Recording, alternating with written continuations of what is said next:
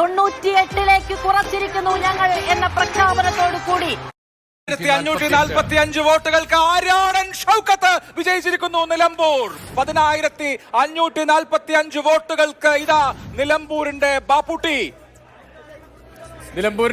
ഇതാ വിജയ കിരീടം അണിഞ്ഞിരിക്കുന്നു. 10545 വോട്ടുകൾക്ക് നിലമ്പൂരിൽ തലപ്പൊക്കം ആര്യാടന് മാത്രം എന്ന് പ്രഖ്യാപിക്കുകയാണ് UDF. മിന്നുന്ന വിജയത്തോടെ 98ലേക്ക് കുറച്ചിരിക്കുന്നു ഞങ്ങൾ എന്ന പ്രഖ്യാപനത്തോടു കൂടി ഇതാ ആര്യാടൻ ഷൗക്കത്തിന്റെ ആനന്ദ നൃത്തം നമുക്ക് കാണാൻ കഴിയുന്നുണ്ട്.